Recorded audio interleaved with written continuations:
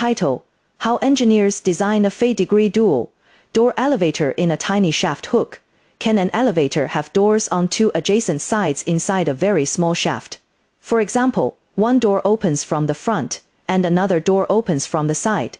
At first, this may sound like a simple customization request, but in elevator engineering, a fade-degree dual door layout is not just about adding another door. It changes the structure, the guide rail position, the cabin layout, the door system, the wiring plan, and even the interior wall design. This becomes much more difficult when the shaft is extremely small. Main explanation: in a standard elevator, the structure is usually designed around one main door direction. Even for through-car elevators with front and rear doors, the door logic is relatively direct because the openings are opposite each other.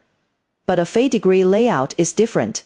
When the doors are on two adjacent sides, the elevator must reserve space for both openings. At the same time, it still needs enough space for guide rails, the cabin frame, door operators, safety clearance, wiring, control components, and usable cabin area.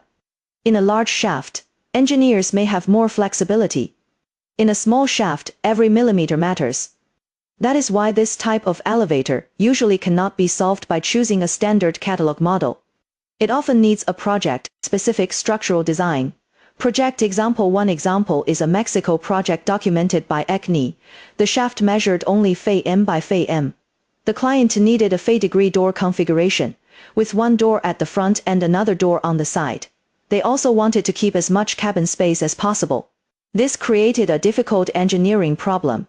If the guide rails and frame were placed in a conventional layout, the adjacent door openings would compete with the cabin space and structural components. So the solution had to start from the structure, not from the decoration.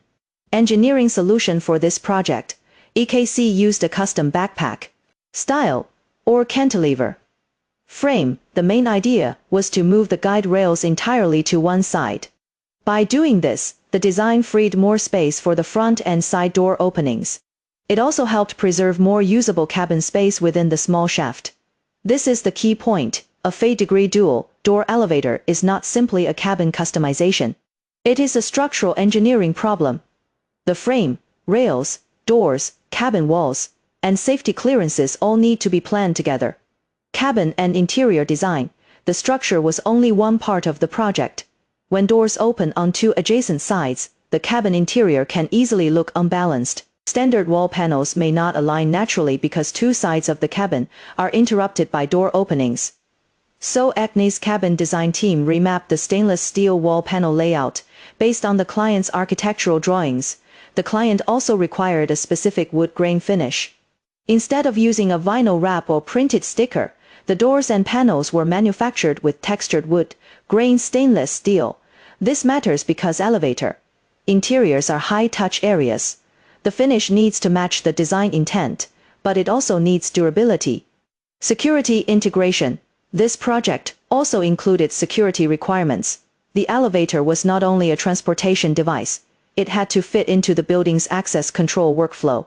The operating panel was designed to support multiple access methods: IC card, fingerprint scan, and PIN code. The client also planned to install a cabin camera.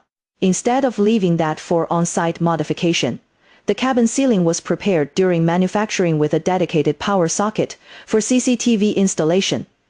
This is a good example of why custom elevator work should be planned early. If security, wiring, access control, and camera preparation are considered only after installation, the project can become slower and messier.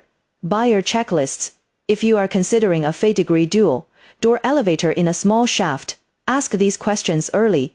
What are the exact shaft dimensions? Which two sides need door openings? Where can the guide rails be placed? How much usable cabin space remains? Is a backpack or cantilever structure required? How will the wall panels be arranged? Does the project need access control? Is CCTV or security wiring required? What local safety standards apply? Can the system be designed safely within the available space? These questions help determine whether the project is realistic. Conclusion: so, can an elevator have doors on two adjacent sides in a tiny shaft? Sometimes, yes, but it is not a simple door change. it requires structural engineering, cabin layout planning, door system coordination, security integration, and compliance review. The Mexico project shows how a Fay-degree dual door elevator can be engineered around real building constraints, rather than forcing a standard elevator into a space where it does not fit. For more details, EKCNE documented the Mexico Fay-degree dual